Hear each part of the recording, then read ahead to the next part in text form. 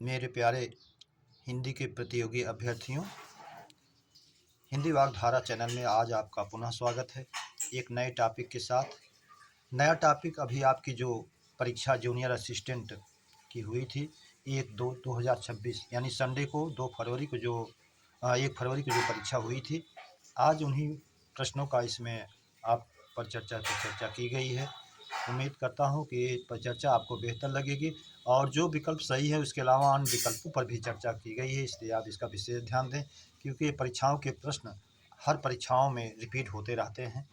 इसलिए आइए आज की पर चर्चा शुरू करते हैं। आज का हमारा पहला प्रश्न है, वह हथियार जो फेंक कर चलाया जाता है। ए अस्त्र, बी शस्त्र, सी निशस्त्र, डी शास्त्र।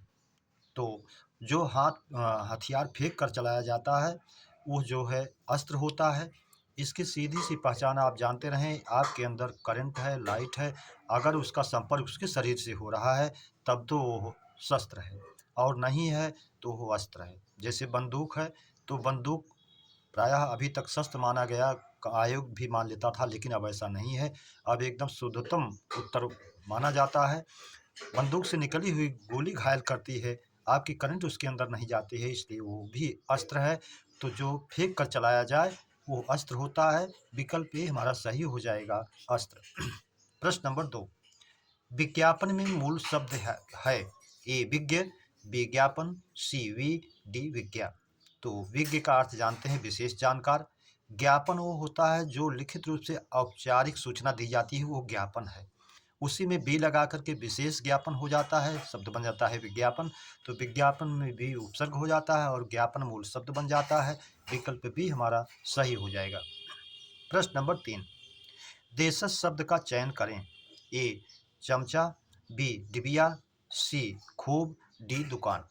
तो इसमें देशज शब्द को ऐसे शब्द जो अपने देश में गढ़ लिए जाते हैं, उनकी उत्पत्ति का कोई स्रोत या आधार नहीं होता है, इसलिए उन्हें देशज कहा जाता है। तो चमचा तुर्की है, डिबिया हमारा देशज है, इसलिए विकल्प भी सही हो जाएगा, डिबिया। प्रश्न नंबर 4, विलोम शब्द के लिए सही विकल्प का चयन करें। ये आगामी, विगत, आने वाला, बीता हुआ। पहला तो सही है। फिर बी है अंत, अस्त, अंत का आदि होता है, गलत है, और अस्त का उदय होता है, ये गलत है।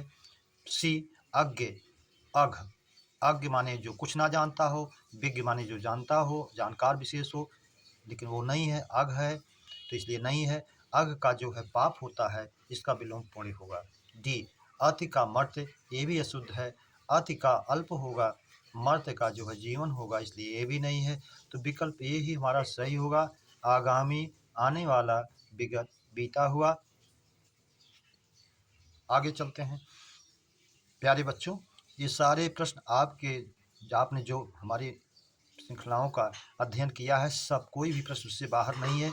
उम्मीद करता हूँ आपको इसकी अनुभूति स्वयं से होगी। प्रश्न नंबर 5, हिमालय से गंगा निकलती है में कारक है। ए कर्म कारक, बी करण कारक, सी संप्रदान कारक, डी अपादान कारक। हिमालय से गंगा निकलती है, आप जानते हैं जब अलगाव होता है तो उसमें अपादान कारक होता है। यहाँ हिमालय से गंगा निकल रही हैं और इसके लिए तो सूत्र लागू होता है, जिससे किसी की उत्पत्ति होती है उसमें अपादान कारक होता है। तो यहाँ से हिमालय से गंगा निकल रही हैं, इसलिए यहाँ जो है अपादान कारक होगा। विकल्प डी हमारा सही हो जाएगा। प्रश्न नंबर 6, संन्यास में उपसर्ग है सन, सन, सम, सम। तो सम प्लस न्यास, हल चिन्ह युक्त सम उपसर्ग बनता है और ये संस्कृत का उपसर्ग है। विकल्प सी हमारा सही हो जाएगा, सम। प्रश्न नंबर 7, जानने की इच्छा वाक्यांश का एक शब्द है। अज्ञ, अज्ञ का अर्थ होता है जो कुछ ना जानता हो। आज्ञा आदेश होता है। दुराग्रह जो है दुष्ट इरादे से किया गया आग्रह। डी जिज्ञासा, जानने की इच्छा। तो विकल्प डी हमारा सही हो जाएगा। और इसका एक और वाक्यांश का शब्द बनता है, उसको भी आप जानते रहें। जिज्ञासा कहे तब भी, गीप्सा कहे तब भी, दोनों का अर्थ जानने की इच्छा ही होता है। प्रायः परीक्षाओं में जिज्ञासा ही पूछता है, आप इसको जानते रहें, उसको भी जानते रहें। प्रश्न नंबर 8, तुलना बोधक निपात है। ए सा, बी मत, सी काश, डी जी। तो तुलना बोधक, सा आदि। आप जानते हैं निपात के 9 प्रकार होते हैं। पहला होता है आपका अ, नकारार्थक निपात, जिसमें होता है नहीं जी नहीं। दूसरा निषेधात्मक होता है मत, खबरदार। और उसके बाद तीसरा होता है आपका प्रश्नवाचक, क्यों, ना। उसके बाद होता है आपका विस्मयवाचक, काश, काश की। इस तरह से करते करते 9 निपातों में अंत में आदर बोधक आपका जी होता है, काश विस्मयवाचक होता है, मत जो है ये आपका पूछ रहा है तुलना बोधक निपात है, तो मत जो है आपका ये निषेधात्मक है, ये भी नहीं। सा जो है तुलना बोधक है, इसलिए विकल्प ये सही हो जाएगा, सा। प्रश्न नंबर 9, अग्नि का पर्याय है वायु सखा, अतुल, महाकाय, वसन। तो वसन का अर्थ जानते हैं, पर्याय होता है कपड़ा, ये नहीं है। महाकाय गणेश जी का पर्यायवाची है, आप जानते हैं। वक्रतुंड महाकाय सूर्य कोटि समप्रभा, महाकाय गणेश जी के लिए आता है पर्याय में। अतुल जिसकी तुलना ना की जा सके। वायु सखा वायु का मित्र अग्नि को माना जाता है, इसलिए विकल्प ये सही है हमारा, वायु सखा। प्रश्न नंबर 10, विज्ञापन की वैसाखी इस वाक्यांश का भाव है। विज्ञापन की वैसाखी, इसका विकल्प दिया गया है विज्ञापन की जरूरत, विज्ञापन का उत्सव, विज्ञापन का तरीका, विज्ञापन की ताकत। तो जिसका सहारा अपने उद्देश्य की पूर्ति के लिए विज्ञापन का सहारा लिया जाए, जैसे आप बैसाखी से चलते हैं, उसी तरह से विज्ञापन की जरूरत। तो बैसाखी माने ज़रूरत, समझिए कि उसकी ज़रूरत है, उसके सहयोग की ज़रूरत है, इसलिए विज्ञापन की ज़रूरत, इसका जो है भाव होगा, विकल्प ये हमारा सही हो जाएगा। प्रश्न नंबर 11, निम्नलिखित में अशुद्ध का चयन करें। गोपी शुद्ध है, निरोग ये जो है अशुद्ध है। अगर ये निरोग होता, इसका संधि के नियम से जानते हैं, निर प्लस रोग, इसका विच्छेद हो जाता है, और जो दोनों रा के आने पर पूर्व स्वर की दीर्घ हो जाती है, वृद्धि हो जाती है, तो शब्द बनता है निरोग। अगर यह निरोग होता तो शुद्ध होता, विकल्प भी हमारा अशुद्ध है। संवाद शुद्ध है, आविष्कार खोज ये भी शुद्ध है। प्रश्न नंबर 12, राह खर्च उदाहरण है। दिगो, द्वंद्व, तत्पुरुष, बहुव्रीहि। तो राह खर्च उदाहरण है समास में। राह के लिए खर्च संप्रदान तत्पुरुष, जैसे आप विद्यालय कहते हैं विद्या के लिए आलय, उसके बाद पुस्तकालय कहते हैं आप, रसोई घर कहते हैं रसोई के लिए घर, उसी तरह राह के लिए खर्च संप्रदान तत्पुरुष, अर्थात ये विकल्प सी में जाएगा, तत्पुरुष। प्रश्न नंबर 13, कौन आता है रेखांकित पद में सर्वनाम है। कौन को रेखांकित किया गया है, तो कौन और क्या आप जानते हैं। सर्वनाम के 6 भेदों में से एक भेद है प्रश्नवाचक, तो प्रश्नवाचक में जाएगा, न निश्चयवाचक है, न निजवाचक है, न निश्चयवाचक है, तो कौन जो है हमारा प्रश्नवाचक में जाएगा, विकल्प ए सही हो जाएगा। प्रश्न नंबर 14, निम्न में विस्मयादि बोधक अव्यय कौन सा है। धीरे धीरे, बी वाह वाह, सी केवल, डी आर पार। तो विस्मयात विस्मय की बात जहाँ हो, आश्चर्य की बात जहाँ हो, आपको दिख रहा है कि वाह वाह विस्मयात बोधक चिन्ह भी लगा है, और वाह वाह विस्मयादि शब्द भी है, इसलिए विकल्प भी हमारा सही हो जाएगा। प्रश्न नंबर 15, निम्नलिखित शब्दों में से वातानुकूलन यंत्र का कौन सा अर्थ सर्वाधिक उपयुक्त है। तो प्रश्न है एयर प्यूरिफायर, जिसका अर्थ होता है हवा को शुद्ध करने वाला यंत्र। बी फ्रिज होता है, जो अंग्रेजी का शब्द है, जिसका हिंदी होता है हिमीकर। इसका हिंदी आप जानते रहिए, प्रायः हिंदी अगर इसका पूछता है तो लोग गलत कर जाते हैं। हिमीकर हिम का रूप देने वाला अर्थात जमा देने वाला, वो फ्रिज है। अगला है आपका रूम हीटर, कमरे को गर्म करने वाला, ये भी नहीं है। एयर कंडीशनर, हवा को अनुकूलित करने वाला, तो वातानुकूलन यंत्र एयर कंडीशनर, विकल्प डी हमारा सही हो जाएगा। प्रश्न नंबर 17, स्तब्ध होना इस अर्थ को व्यक्त करने वाला मुहावरा है।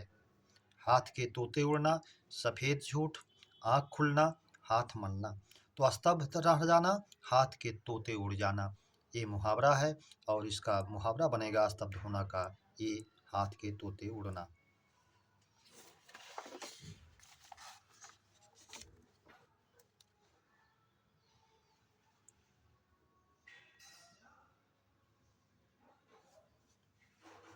प्रश्न नंबर 18, वाक्य के शुद्ध रूप का चयन करें।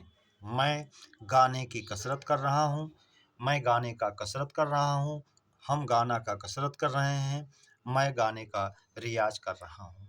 तो मैं गाने का रियाज कर रहा हूँ शुद्ध है, रियाज माने अभ्यास होता है, कसरत नहीं की जाती है।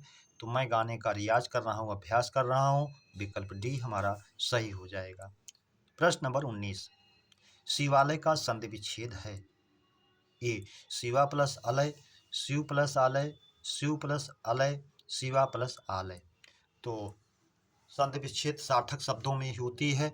शिव प्लस आलय, शिव का सदन, शिव का आवास, शिव का मंदिर, कुछ भी कहिए, तो हमारा विकल्प सही हो जाएगा शिव प्लस आलय।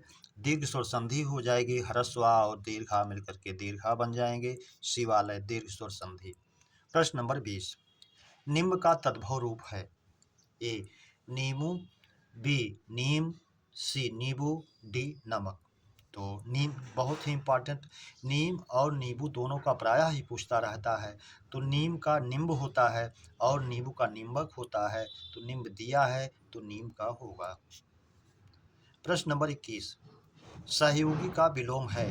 नियोगी, वियोगी, अयोगी, सुयोगी, कोई नहीं। तो अगर संयोगी, नियोगी और अयोगी, सुयोगी निरर्थक यहाँ है।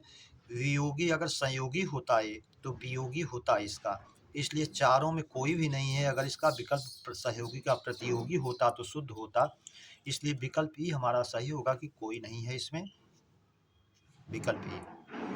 प्रश्न नंबर 22, कौन शब्द जीवन का अर्थ नहीं है। ए प्राण, बी जल, सी जीवित, डी शिक्षक। तो आप जानते हैं जीवन का अर्थ जो है अनेकार्थी में प्राण भी होता है, जल भी होता है, जीवित भी होता है और वायु भी होती है। इसलिए शिक्षक जो है नहीं है, विकल्प डी हमारा नहीं है, सही हो जाएगा। प्रश्न नंबर 23, जो लड़के अच्छे होते हैं वे परिश्रमी होते हैं, यह किस प्रकार का वाक्य का उदाहरण है।